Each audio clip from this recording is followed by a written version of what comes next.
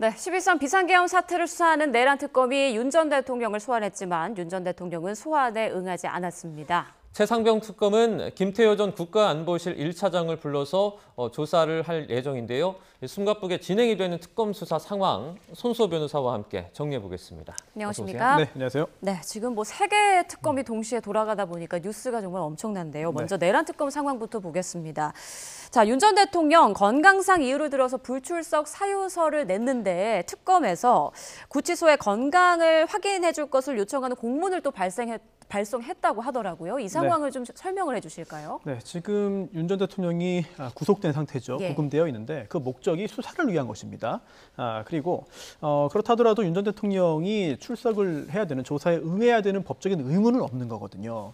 그래서 이런 상황에서 특검이 오늘 오후 2시에 조사를 하겠다 하면서 출석을 요구하는 출석 요구서를 발송을 했고, 이거를 받은 윤 전 대통령 측에서 불출석 사유서를 제출했다는 거예요. 오늘 오전이었는데 또 보도에 따르면 직접 특검 관계자에게 전달을 했다고 하는데요. 아마도 윤 전 대통령의 출석 등과 관련해서 특검 관계자들이 구치소에 가 있던 것이 아니냐, 거기에서 직접적인 서류의 어떤 전달이 이루어진 것이 아니냐라고 짐작이 됩니다.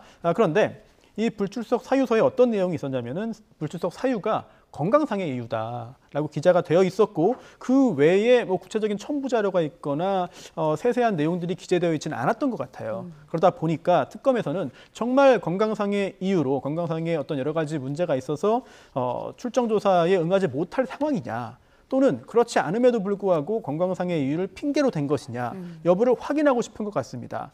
그래서 이렇게 확인하기 위해서는 구치소 내에서 의료기관을 이용했는지, 또한 의료기관을 이용해서 어떤 조치가 있었는지 등등을 확인하는 방법도 있고, 또 하나는 입소 당시에 신체 검사를 거쳤습니다. 예. 그리고 그때 어떤 특별한 이 출정 조사에 응하지 못할 만한 사정이 있었는지 여부를 확인해야 되는데, 그런 부분들을 구치소 내에 이제 질문을 한 것이고, 그의 답을 받아서 판단을 하겠죠. 만약에 특별한 사정이 없음에도 불구하고 윤 전 대통령이 건강상의 이유로 출석할 수 없다라고 주장을 했다, 특검이 그렇게 판단한다면 굉장히 좀 의미 있는 말을 했습니다. 그에 상응하는 다음 단계 조치를 취하겠다, 이런 이야기를 했기 때문에 실제로 윤 전 대통령에게 건강상의 여러 가지 사정이 있는지 또는 그렇지 않다고 판단되는지에 따라서 특검의 조치가 달라질 것으로 보입니다. 그에 상응하는 조치라는 건 저희가 뭐 그냥 떠올려 봤을 땐 강제 구인 같은 게 있을 것 같은데 어떤 게 또 있습니까? 우선 첫 번째로는 구치소에 방문해서 조사하는 방법도 있죠. 네. 또는 서면에 의한 조사도 이론적으로는 가능합니다. 또는 아예 조사를 하지 않고 건강이 회복될 때까지 기다리는 것도 이론적으로는 가능하죠. 하지만 현재 특검의 어떤 태도라든지 분위기를 볼 때는 전혀 그렇지 않은 것 같아요. 그래서 상응하는 다음 단계 조치라는 게 구속영장에 기한 구인을 의미하는 것 같습니다. 예. 지금 현재 발부된 구속영장은 구금을 하는 거잖아요. 그래서 서울구치소에 현재 머무르게 하고 외부로 나오지 못하게 하는 절차입니다. 그런 효력이 있는 건데, 그런데 출석을 요구함에 있어서 요구했음에도 불구하고 자발적으로 나오지 않을 경우에 수사기관이 이 구속영장의 효력에 기해서 데리고 올 수 있다, 즉 구인할 수 있다라는 대법원의 과거 판례들이 있습니다. 특히 과거에 왕재산 사건이라고 불렀던 국가보안법 위반 혐의 사건이 있었는데, 그 사건에서 당시는 국정원이었습니다. 서울구치소에 구속된 이 피의자들에 대해서 국정원이 조사를 하고 싶었어요. 그런데 나오지 않자 구치소에 공문을 보냈습니다. 그래서 구속영장의 효력에 기해서 구인해달라라고 했고 강제로 끌려 나왔습니다.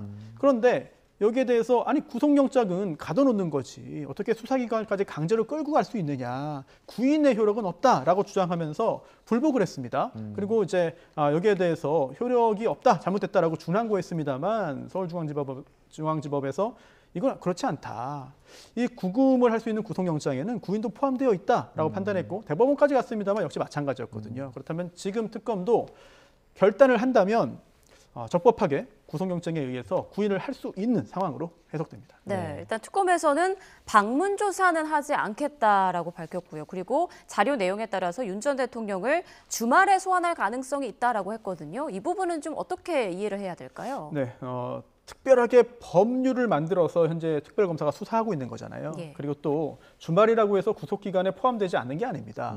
구속기간이 제한되어 있죠. 그래서 일단 10일 안에 공소제기하지 않으면 석방이 되고 그리고 또 법원의 허가를 받아서 최장 10일까지 한 차례 연장할 수 있기 때문에 최장 20일이에요. 그렇기 때문에 주말에도 필요할 경우에는 조사를 하겠다.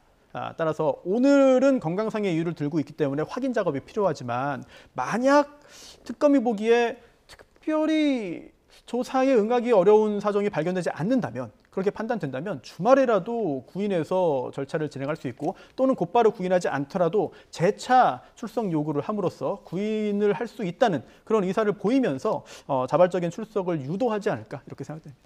이 특검은 윤 전 대통령을 기소할 가능성이 높아 보이는데 만약에 이렇게 구속된 상태에서 계속 조사라든지 이런 게 불응하면 어떻게 보면 본인에게 손해일 수도 있는 부분 아닙니까? 대체로 그러다 보니까 실무에서 이렇게 조사에 불응하거나 또는 뭐 진술을 아예 하지 않거나 또는 취할 수 있는 여러 가지 모든 법적인 조치를 적극적으로 활용하면서 적대적인 감정을 표하는 경우는 사실상 거의 없습니다. 예. 왜냐하면 수사기관이 굉장히 무서워요. 그리고 수사를 받는 사람 입장에서는 공포심을 느낍니다. 그러다 보니까 상당히 좀 절차에 순응을 하면서 할 수 있는 보호 조치, 방어 조치를 하게 되는 것인데 근데 지금 윤 전 대통령의 경우에는 일반적인 경우와는 상당히 다른 모습들이 보이고 있습니다. 그래서 지금 이 사안의 경우에도 조사에 응할지 아니면 전면적으로 거부할지 여부도 사실 좀 더 지켜봐야 될 만한 그런 상황으로 보이고요. 그러다 보니까 앞으로 모든 조사에 응하지 않고 또 설령 구인된다 하더라도 진술을 거부할 가능성도 상당히 높아 보입니다. 네. 자, 윤 전 대통령이 앞으로 구속 적부심이나 보석을 신청할 가능성은 어떻게 보세요? 신청할 수도 있겠죠. 하지만 지금 상황에서 설령 신청한다 하더라도 받아들여질 가능성이 그렇게 높아 보이지는 않습니다. 지난번에 이제 구속됐을 때와의 어떤 차이점도 있고 예. 그리고 또 그 후에 이번에 구속영장이 발부된 그 이유들을 볼 때 우선 여러 가지 사정들이 언론을 통해서 공개되지 않았습니까? 또 법원도 역시 그러한 사정에 의해서 구속 사유가 있다고 본 것인데 증거인멸의 염려가 여전히 살아있는 것으로 보여요. 그리고 지금 상황에서 구속됐다가 다시 풀려났을 경우에는 여러 가지 또 혼란과 문제가 뒤따를 것으로 보이고 또한 보석과 구속 적부심은 다릅니다.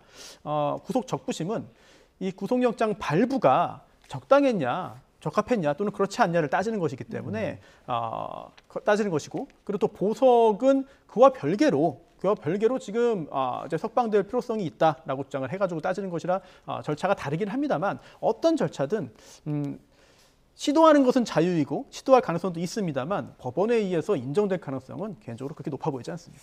구속영장 실질심사에서 윤 전 대통령이 했던 얘기가 언론에 보도가 됐는데요. 내용을 보면 국무위원들도 나를 떠나고 있다. 이런 취지로 말을 했는데 이걸 봤을 때 윤 전 대통령도 어떻게 보면 심적인 압박을 받고 있다. 이렇게 저희가 분석할 수 있을까요? 그렇게 해석되네요. 예, 일단 마지막 발언이었잖아요. 네, 20분 동안 마지막 발언에서 법리적인 다툼을 하는 발언은 아닌 것 같아요. 그러면서 본인의 어떤 현재 상황 그리고 또 심경을 토로한 것으로 보이는데 준비된 발언인지 여부는 잘 모르겠습니다. 이야기를 하다가 상당한 시간 동안 발언을 하고 또한 본인의 솔직한 심정이 좀 공개된 것이 아니냐 이렇게 생각되는데 그동안 자신을 지켜주기 위해서 함께 힘을 모았던 여러 사람들도 지금은 이제 떠나고 있다. 그리고 또 현재 뭐 금전적인 이야기도 하고 또한 특검이 변호인들에 대한 여러 가지 조치를 취하고 강경한 언급을 함으로써 법적인 조력을 받지 못하는 거 아니냐라는 그런 부분에 있어서 여러 가지 좀 본인의 답답함과 억울함을 좀 호소한 것 같은데 법적으로 크게 귀담아들일 만한 부분은 아닌 것 같습니다만 현재 윤 전 대통령이 좀 심적으로 좀 흔들리는 것이 아니냐. 또한 실제로도 여러 가지 현재 흐름을 보면은 유죄 판결의 가능성이 상당히 높아지는 것 같습니다. 더 커지는 것 같습니다. 그렇다면은 점점 더 본인에게 좀 불리한 결과가 다가온다는 것을 느꼈을 것 같아요. 여기에서 나오는 그런 발언들이 아닐까라고 개인적으로는 해석됩니다. 네. 앞으로의 재판 결과는 계속 좀 지켜봐야 알 수 있을 것 같고요. 국무위원들이 좀 나를 떠나고 있다 이런 취지의 말을 한 것으로 이제 얘기를 하고 있는데 조금 전 특검에서 밝힌 내용은 한덕수 전 총리나 국무위원들의 신병 확보도 필요하면 할 예정이다 이렇게 밝혔거든요. 이 부분에도 앞으로 속도를 낼까요? 네, 일반적인 사건의 경우와 좀 다른 부분들을 특검 수사에서는 항상 감안을 해야 될 것 같아요. 특히 제한된 시간 안에 성과를 내야 되고 그리고 이 특검 수사가 끝난 다음에는 더 이상 의문이 남지 않을 정도로 모든 것을 확실하게 처리를 하고 기소한 다음에 관련자들이 처벌받도록 해야 될 의무를 특별검사가 지고 있습니다. 그런 상황에서 구속영장 청구서에 공범으로 적시된 인물들이 있잖아요. 예.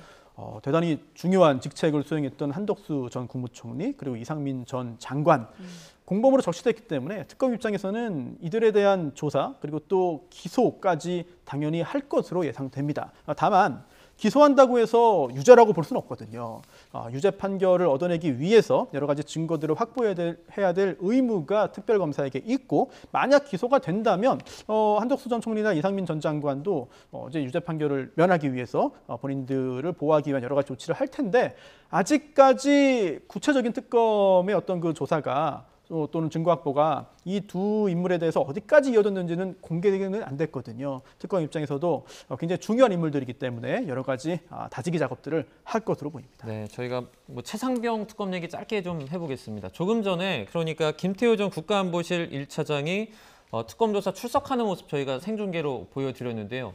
어떤 내용을 좀 주고받을까요? 사실 VIP 경로설, 이른바 VIP 경로설이 굉장히 좀 핵심적인 사안이고 네.